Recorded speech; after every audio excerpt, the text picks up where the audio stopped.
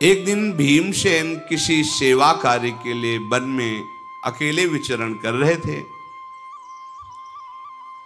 कांतिमान महाबली भीमसेन किसी को कुछ समझते नहीं थे। उधर दहाड़ मारी ऐसे ही जंगल में आनंद पूर्वक, तो वो दहाड़ गूंज पड़ी।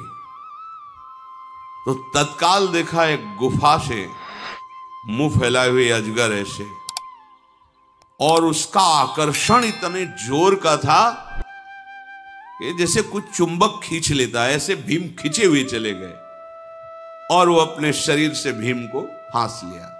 जो अजगर होता पहला कार्य करता है अपने शिकार को अपने बंधन में इतना जकड़ता है कि चूर चूर हो जाए, फिर उसे लील जाता है।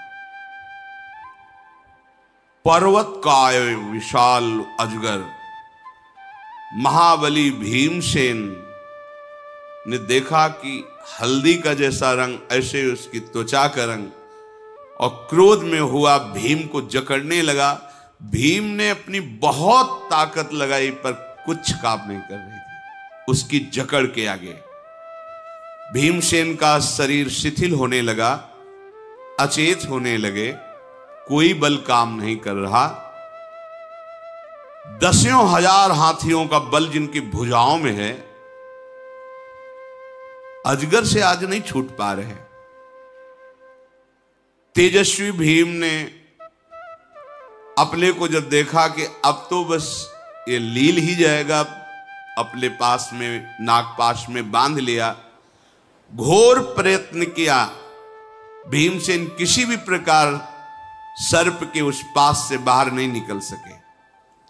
भीम ने सर्प से कहा कि मैं निश्चित कह सकता हूं कि आप कोई सिद्ध हैं या वरदानी हैं, नहीं तो कोई ऐसा नहीं है कि जो मुझे बांध सके। मैं धर्मराज युधिष्ठिर का छोटा भाई, महाराज पांडु का पुत्र भीमसेन हूं। दसियों हजार हाथियों का बल हमारी भुजाओं में है। जैसा आपने जकड़ रखा है ऐसा कोई त्रिभुवन में मुझे बांध नहीं सकता। सैकड़ों अजगर मेरे सामने कुछ नहीं है। सैकड़ों केसरी, सिंह, व्याघ्र, महेश, गजराज एक साथ मिलकर आ जाए, सबको मैं भुजाओं की टक्कर से रौंद दूं।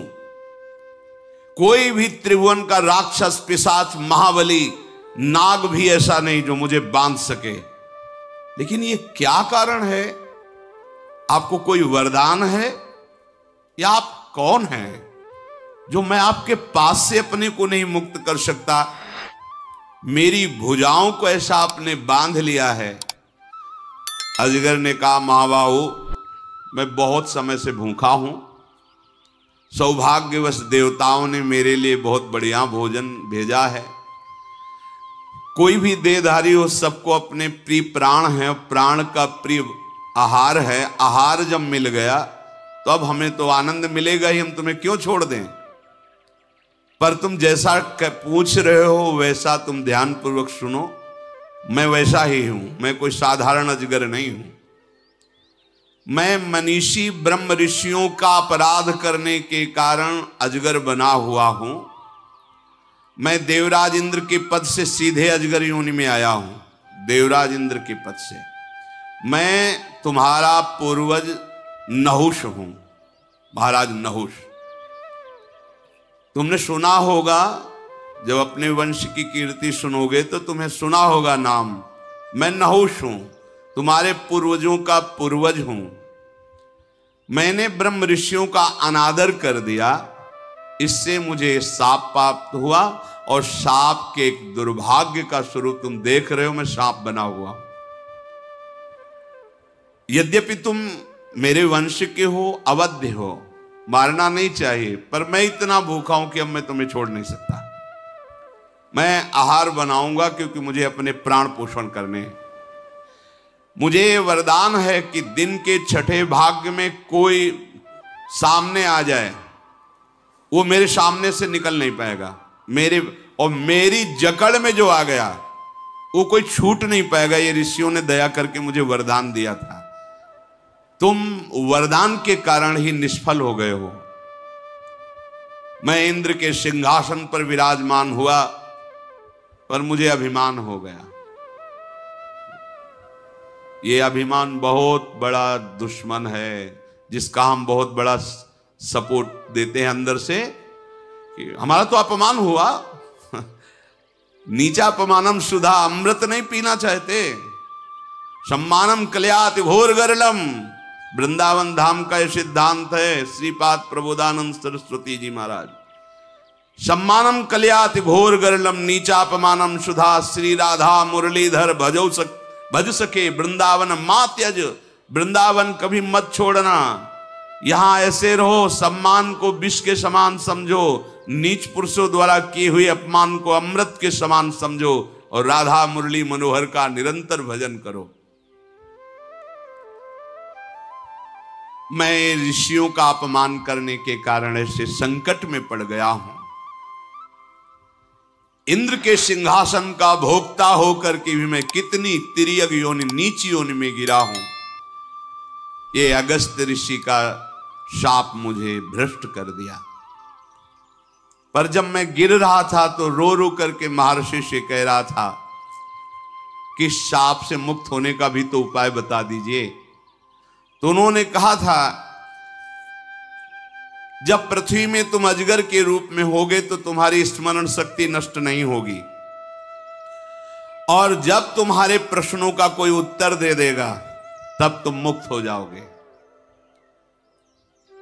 तो मेरे प्रश्नों का उत्तर जब मिल जाएगा तब मैं सर्प योनि से मुक्त होऊंगा, तो तुम बच सकते हो, अन्यथा नहीं। और उन्होंने कहा था, तुम जिसे सामने आएगा पकड़ लोगे तो चाहे स्वयं बल ही क्यों ना हो मूर्तिमान, उसका धैर्य खो जाएगा और वो तुमसे छूट नहीं पाएगा, तुम्हारा आहार बन जाएगा। इस प्रकार उनके कहने के कारण तुम्हारा बल काम नहीं कर रहा। वस्तुतः तुम जैसा कह रहे हो वैसे ही बली हो। हजारों अजगर, हजारों सिंह, हजारों हाथी आ जाए तो भी भीम का कुछ नहीं बिगाड़ सकते।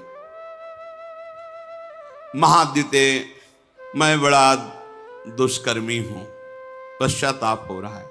देवराज इंद्र के पद पर बैठ करके मैंने इन ब्रह्म ऋषियों से पालकी जुतवाई। ऊपर वो बैठे पालकी में ब्रह्म ऋषि, ये अभिमान कुछ भी करवा लेता है। तुम मेरी पकड़ में आ गए हो, अब तुम छूटने वाले नहीं। यद्यपि मैं जानता हूं तुम हमारे वंशज हो, नहीं खाना चाहिए, पर मैं बहुत भूखा हूं। मैं अपने शरीर के रक्षा के लिए तुम्हें खाऊंगा। दैव ने मुझे अकारण आपको भोजन रूप में दिया है। भीम ने कहा, मुझे मृत्यु का शोक नहीं, पर शोक यह है कि अगर मैं मरा तो मेरे भाई इतने निराश हो जाएंगे कि फिर वो पुनः राजगद्दी में बैठने की सोचेंगे भी नहीं। और अगर धर्मराज युधिष्ठिर जैसा राजा ना हुआ तो प्रजा जीवित नहीं रहेगी। मेरी मृत्यु सुनकर के मेरे भाई सब उद्योग रहित हो जाएंगे। अर्थात जो आज हम ठान रहे हैं कि हस्तिनापुर का राज्य धर्मराज युधिष्ठिर प्राप्त करें, वो नहीं हो पाएगा। भुजंगम, मेरे शरीर छोड़ते ही मेरी माता प्राण छोड़ देगी, क्योंकि वो केवल जी ही इसीलिए रही कि मेरे पुत्र इतना कष्ट पा रहे हैं, पर अपने बाहुबल से एक दिन सिंहासन पर बैठेंगे। भीमसेन ऐसा कह ही रहे थे कि सर्प ने उनकी केवल 2 भुजाएं छोड़ी और जकड़ और मजबूत कर दी।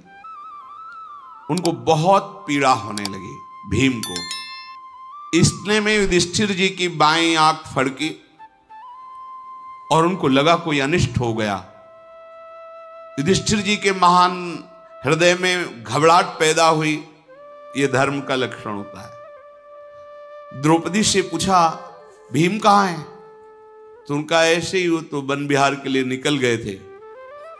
धौम्याचार्य को तुरंत आगे किया तो भीम के पैर अलग ही दिखाई दे रहे थे। जहां जहां पड़ते थे वहां भूमि धस जाती थी। उनके चरण चिन्हों के आधार पर ब्राह्मणों को आगे करके युधिष्ठिर जी चले। पद चिन्ह देखते देखते आगे बढ़े। पद चिन्हों के सहारे जाकर उस कंदरा पर पहुंचे जहां भीमसेन को अजगर जकड़े हुए था। चेष्टा शून्य भीम हो रहे थे। केवल श्वास चल रही थी। अपने छोटे भाई को इस तरह जकड़ा हुआ देखकर युधिष्ठिर ने पूछा, भीम तुम ऐसी विपत्ति में कैसे फंस गए? ये पर्वताकार सर्प कौन है और कौन ऐसा बलवान है जिसकी पकड़ से तुम छूट नहीं सकते? भीम बोले, ये सर्प के रूप में महान शक्तिशाली देवराज इंद्र के पद पर अभिषिक्त हो चुके महाराज नहुष हैं, जो शाप के कारण अजगर बन चुके हैं और ये मुझे आहार बनाने के लिए पकड़ लिया है। युधिष्ठिर जी ने हाथ जोड़ा और कहा, महाराज आप जानते हैं हमारे आप पूर्वज हैं, आप मेरे भाई को छोड़ दें, मैं आपकी भूख मिटाने के लिए जो कहेंगे वो आपको दूंगा। सर्प बोला, राजन ये आहार मुझे दैव ने दिया है, तुम्हें यहां नहीं ठहरना चाहिए, नहीं जाओ, तुम भी मेरे आहार बन जाओगे। समय आने वाला है, दिन का 6वां भाग जो मेरे सामने आ जाएगा मेरा आहार बन जाएगा, इसलिए मैं तुमसे कहता हूं भाग जाओ तुम, ये भाई तो नहीं बचेगा तुम्हारा। मेरा नियम है, मेरी अधिकृत भूमि के अंतर्गत जो आ जाएगा वो मेरा भोजन बन जाएगा। मैं बहुत काल से भोजन नहीं प्राप्त किया हूं, तुम्हारे भाई को छोड़ूंगा नहीं। युधिष्ठिर ने कहा, तुम कोई देवता, दैत्य या सर्प नहीं हो। जब पता चल गया है कि तुम हमारे पूर्वज हो तो आपको कृपा करनी चाहिए। देखो आपने बड़े बड़े यज्ञ किए हैं, स्वाध्याय किया है, तपस्या की है, सत्कर्म किए हैं, निष्कंटक देवराज इंद्र के पद पर बैठे हैं, आपको ऐसी गति कैसे प्राप्त हो गई? तो उन्होंने कहा कि मैंने जो ब्रह्म ऋषियों से सेवा ली, पालकी ढुलवाई, उसका मुझे परिणाम मिला है कि मैं अजगर बना हूं। मैं ऐसी अवस्था में पहुंच गया हूं। युधिष्ठिर ने कहा कि तुम्हारी इच्छा क्या है? तो उनका, मैं इस योनि से तभी छूट सकता हूं, मेरे प्रश्नों का उत्तर तुम दे दो, मैं भीमसेन को छोड़ दूंगा क्योंकि मैं सर्प योनि से मुक्त हो जाऊंगा। युधिष्ठिर जी ने कहा, तुम इच्छानुसार प्रश्न कर सकते हो, तुम्हारी बात का धर्मयुक्त उत्तर होगा, मैं हर चेष्टा से तुम्हें प्रसन्न करूंगा और तुम्हारा जो लोक लोकांतर ढक गया है उसको प्रकाशित करूंगा। सर्प ने कहा कि मैं ब्रह्म ऋषियों का जीवन जानना चाहता हूं, तुम ही जानते हो उस तत्व को, किसे कहते हैं ब्रह्म ऋषि? ब्रह्म ऋषि किसे कहते हैं? जानने योग्य तत्व क्या है जिसे जान लेने के बाद कुछ जानना बाकी नहीं रहता? अनुमान से नहीं, अनुभव से। तुम महान बुद्धिमान साक्षात धर्म हो, मेरा उत्तर दीजिए। युधिष्ठिर ने कहा, नागराज, जिसमें सत्य विराजमान हो, वाणी में और जीवन में भी, और दूसरों को सुख देने की भावना हो, और हर अपराध को क्षमा करने का स्वभाव हो, बहुत ही सुशील और सरल स्वभाव हो, क्रूरता कभी छू न गई हो, और तपस्या जिसके स्वभाव में बैठी हो, जिसमें ऐसे सद्गुण विराजमान हो, उसे ब्रह्म ऋषि कहा जाता है।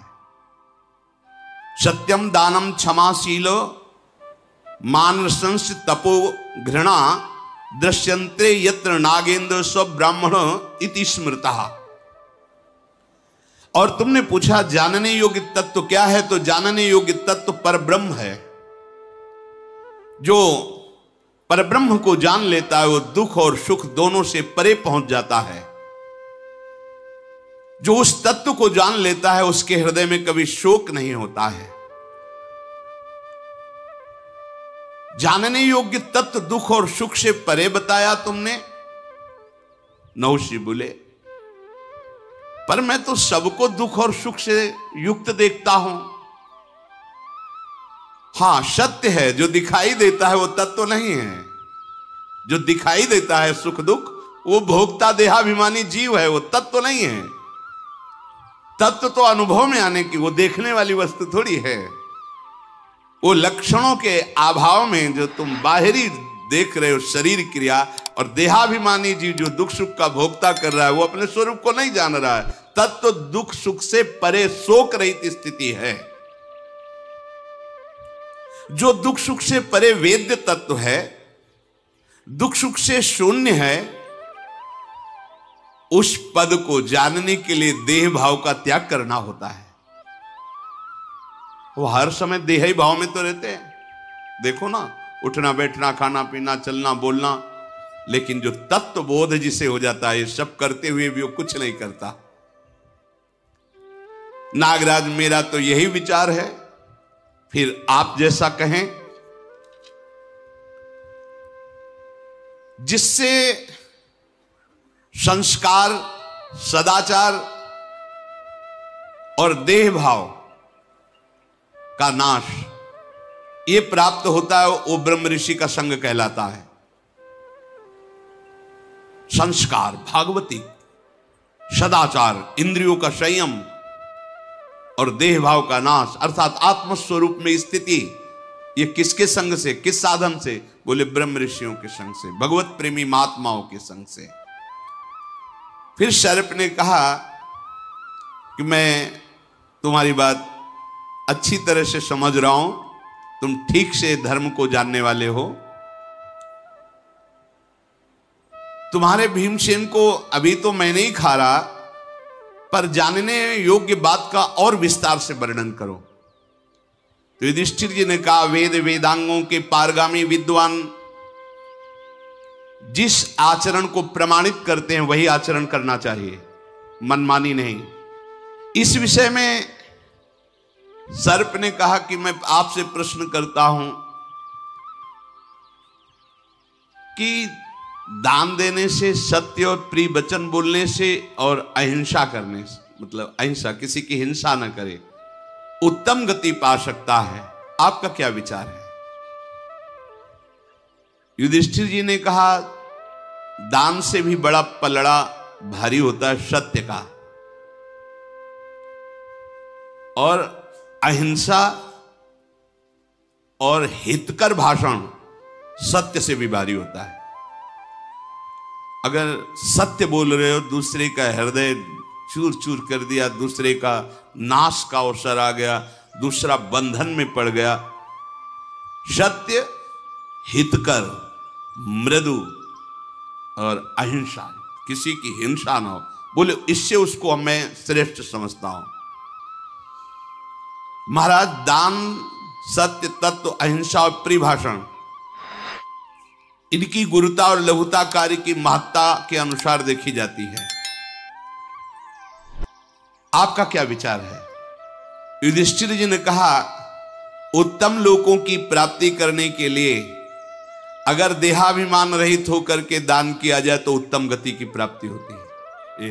ये आई बात निकल। दान कैसा? कहते हैं ना कि गांव की भाषा में कहते दाहिना हाथ दे तो बायां हाथ भी न जाने, और यहां पहले से पोस्टर लिखवा के से टांग दिए जाते हैं कि इतने ब्राह्मणों का भोजन, इतने का फूल बंगला, इतने का ये, इतना का ये, और हमारा फोन नंबर और पूरा गांव का पता और बाप का और बाबा का भी नाम पूरा ऐसे। अगर एक पंखा भी तो पंखुड़ी में पूरा जिला और नगर और पूरा सब। ये दान थोड़ी होता है। देखो दान कौन सा उत्तम है, कोई जान नहीं पाया। तो दियम वस्तु गोविंदम, तो इससे लाभ मिलता है। इसमें प्रश्न किया फिर कि मनुष्य की गतियां देखने में आती हैं, स्वर्ग की प्राप्ति, कर्मों का निश्चय रूप से मिलने वाला फल और देहाभिमान पुरुष की गति। इस विषय में आप प्रकाश डालिए। तो आपने कर्मों के अनुसार जो वर्णन किया, 3 गतियां होती कर्मों के अनुसार। एक जो बहुत पुण्यात्मा होते हैं जिनसे पाप कर्म नहीं बनते, प्रायः पुण्य और भजन में अंतर ध्यान रखना। तीर्थों में जाके खूब दान और पुण्य सब, ये यज्ञ आदि बड़े बड़े अनुष्ठान करवाना, देव मंदिरों को स्थापना करना, कुआं बावरी और सेवा करवाना, ये सब पुण्य के अंतर्गत आता है। मैं कर रहा हूं ना। और अगर यही सब प्रभु को अर्पित किया, प्रभु का दास बन करके, तो गति बदल जाएगी। जो पुण्यात्मा जन है, जिनका केवल पुण्य में ही अनुराग होता है, ऐसे हैं।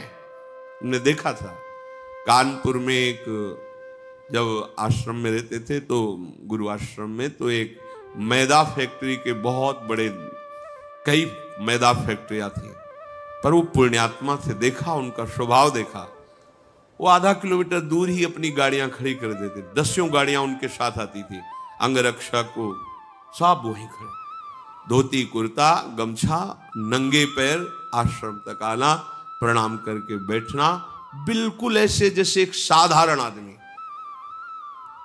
सतचंडी यज्ञ कानपुर में की थी, करोड़ों रुपया लग, सब भोजन जो जितना चाहो पाओ। और आप सेवा जानते क्या करते थे? एक ऐसे ड्रम जैसा ले हुए साथ, और एक झाड़ू, जहां कोई दोना पत्तल फेंकता डाल। जैसे कोई पूछता है यज्ञ कौन करा रहे हैं, भाई हमको तो सेवा यहाँ दोना पत्तल उठाने, आप किसी और से जानकारी की। वो स्वयं, एक पैसा किसी का नहीं, स्वयं अपना। ये पुण्यात्मा पुरुष जानने भी नहीं दे रहे कि कौन कर रहा है। ऐसे पुण्यात्मा पुरुषों को स्वर्ग की, उत्तम लोक की प्राप्ति, भगवत प्राप्ति शब्द अलग है, उत्तम लोकों की प्राप्ति होती है। और जो शास्त्र विरुद्ध मनमानी आचरण करते हैं, क्या शास्त्र कहता है, क्या संत कहते हैं, उसकी तरफ ध्यान ही नहीं, फिर उनको नारकी गतियों में जन्म मिलता है और नरक की प्राप्ति होती है। वहां कष्ट भोग करके नीच योनियों को प्राप्त होते हैं। और जिनसे कुछ पाप बने और कुछ पुण्य बने, उनको मनुष्य मृत्यु लोक की प्राप्ति, जिसमें मनुष्य योनि, ये दोनों से मिश्रित है, पाप और पुण्य दोनों से मिश्रित शरीर की रचना होती है। जो आलस्य और प्रमाद का त्याग करके, किसी की हिंसा न करते हुए, अपने शास्त्र संयम के द्वारा दान और शुभ कर्म प्रभु को अर्पित करते हुए भजन करते हैं, वो भगवत प्राप्त होते हैं। 3 गतियां, और ये सबसे बिलक गति। पहली गति, जो उत्तम पुण्य कार्य ही करते रहते, पुण्य उसी का सफल है, ध्यान रखना, धर्म से कमाया हुआ और कोई जान न पावे, वो पुण्य। और जो ये प्रकाशित किया जाता है तो 4 लोग जो उसकी बड़ाई करते हैं, वहीं उसका प्रभाव खत्म हो जाता है। इसीलिए जो चतुर सुजान दाता होते हैं, कोई जान ही ना पावे, जिसको अपने यश सुनने की अभिलाषा होती है और बड़ाई पाने की अभिलाषा होती है, सम्मान प्राप्ति, वो यहीं भोग लेता है, वो पुण्य उसको स्वर्ग ले जाने लायक नहीं रहता। स्वर्ग ले जाने वाला या उत्तम लोकों की प्राप्ति कराने वाला वो पुण्य होता है जो किया और कोई जाना नहीं। बिल्कुल, कितनी बड़ी बात है, करोड़ों अरबों रुपया लगा कि यज्ञ कर रहा हो, वो व्यक्ति स्वयं दोना पत्तल फेंक रहा है। अगर कोई पूछ दे उनसे कि यज्ञ कौन करा रहा है, तो ये कहते हैं मुझे तो ये सेवा मिली, आगे तो मैं जानता नहीं, आप किसी और से बात की। पूरा निरीक्षण, और सब उनके आदमी दैन्य हाथ जोड़े सबकी सेवा में, और वो केवल दोना पत्तल भी। भगवान श्री कृष्ण की राजस्वी यज्ञ में अग्र पूजा हुई और सबके चरण धोने की सेवा सरकार ने ली। दैन्य और गुप्त, देने के बाद अहंकार नहीं और देने के बाद कोई जान न पावे, वो सुकृत, वो जाते हैं सुकृत लोगों को। और जो मनमानी आचरण करते हैं, पापाचार, नरक और नीच योनियों को, जो पाप और पुण्य दोनों जिनसे होते रहते हैं, वो मनुष्य योनि को प्राप्त होते हैं।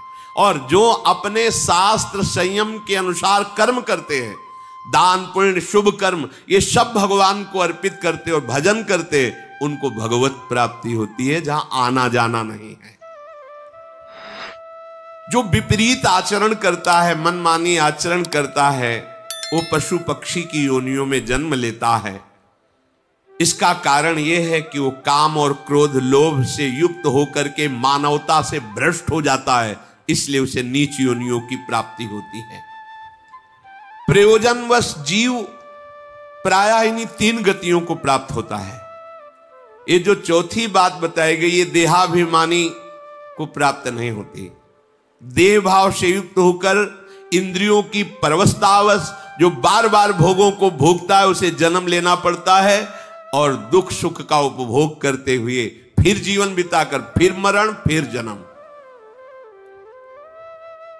जो सबका हित करते हुए आत्मस्वरूप प्रभु का भजन करता है और अपने सारे कर्म प्रभु को अर्पित करता है, वो परब्रह्म में भली भांति प्रतिष्ठित हो जाता है, अर्थात वो भगवत प्राप्त हो जाता है। तुम तो बड़े सर्वज्ञ हो, जो प्रश्न करता हूं उसका उत्तर दे देते हो। तुमने बहुत बड़े अद्भुत कर्म किए हैं, तभी तुम्हें ऐसा ज्ञान प्राप्त हुआ है।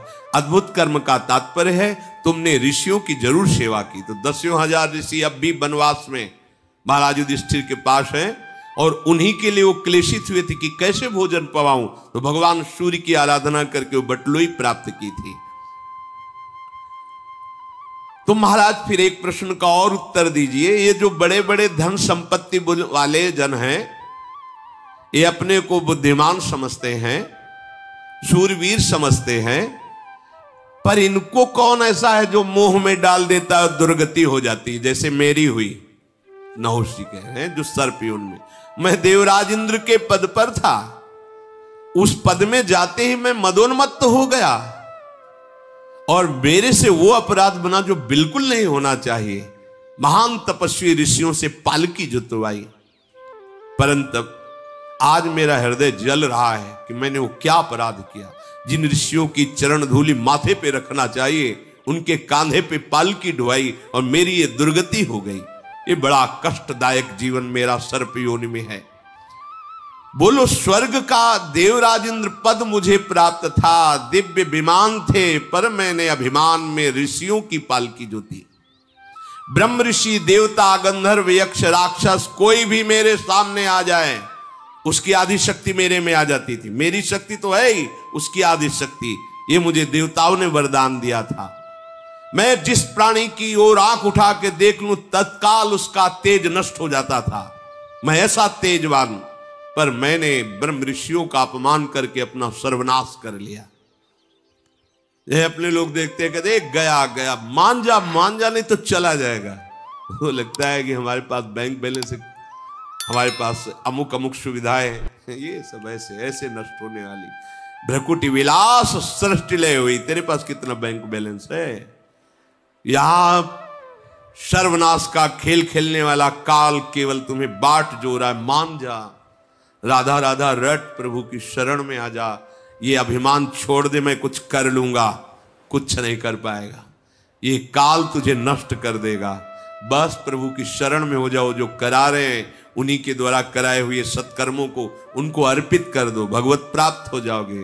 पर कौन भगवत प्राप्त होना चाहता है? कौन शांति चाहता है? चाहते सब सुख हैं, पर मार्ग दुख का अनुसरण करेंगे।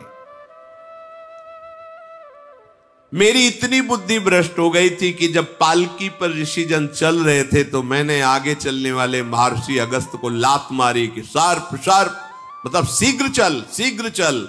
तो उन्होंने कहा, जा, तू देवराज इंद्र के पद में बैठा हुआ इतना बड़ा अपराध कर दिया। सर्प सर्प बोलता है, जा सर्प योनि को प्राप्त हो। जब मैं नीचे गिरा तो देखा मैं सर्प योनि को प्राप्त हो गया।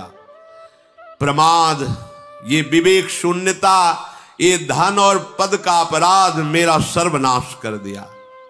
जब मैं गिर रहा था तो रोने लगा और ऋषियों से कहा कि आप तो बहुत करुणामय हैं, कम से कम मेरे साप को आप एक सीमा में बांध दीजिए, कब तक मैं भोगूंगा इस दुख को। तो उन्होंने कहा कि जब तुम्हारे कोई उत्तर दे देगा, तुम्हें स्मृति प्राप्त रहेगी मेरी कृपा से, और जब तुम्हारे धर्म संज्ञक प्रश्नों का उत्तर दे दे तो जान लेना साक्षात धर्मराज तुम्हारे सामने खड़े हैं। बस तुम उनके दर्शन से ही इस शाप से मुक्त हो जाओगे। ओहो, मुझे आज सौभाग्य प्राप्त हो गया है। आपने मेरे प्रश्नों का उत्तर दिया, मैं समझा साक्षात धर्मराज तुम हो। आज मेरे अजगर के शरीर त्यागने का अवसर आ गया। अब देखो, मैं तुम्हारे सामने भीम को छोड़ता हूं और अपने शरीर को छोड़ता हूं। जे ही ऐसा कहा, अजगर शरीर छूटा दिव्य तेजों में, क्योंकि वो महान पुण्यात्मा ही है, अपने स्वरूप को प्राप्त हुए। दौम्याचार्य ने मंत्रों से भीम को अभिषिक्त किया और उनको साथ लेकर आश्रम पर आए। तब धर्मराज युधिष्ठिर ने सबके सामने कहा कि भाई देखो, इतने बड़े प्रतापी पुण्यात्मा देवराज इंद्र के पद पर बैठने वाले नहुष जी से एक शिक्षा लो। कभी भूल से भी, क्योंकि हम लोगों का वनवास चल रहा है, कहीं किसी ऋषि का अपराध न बन जाए। कई बार कहा है यहां कि धाम मां की तरह दुलार करता है, तुमसे और गलतियां हो जाएंगी, क्षमा हो जाएगा। वैष्णव अपराध मत करना, यहां गुरुद्रोह अपराध मत करना, पर और हो चाहे ना हो ये अपराध जरूर करेंगे, जरूर करेंगे। कितनों को देखा है, देखो जब कोई सतमार्ग में चलता है तो जिसने तुम्हें सतमार्ग दिया है वही तुम्हारे सतमार्ग की दृढ़ता के लिए वो विपरीत वालों को भी भेजेगा।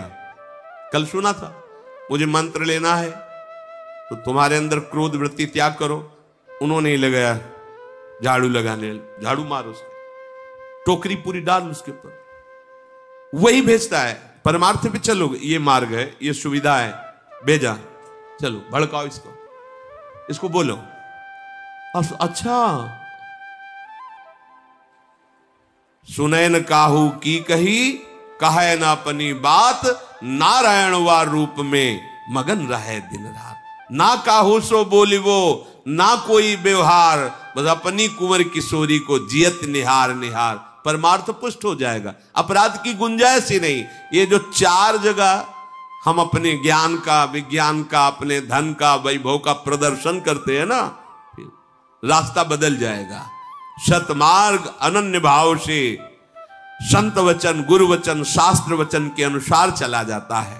शेष चर्चा आगे। श्री राधा वल्लभ लाल की।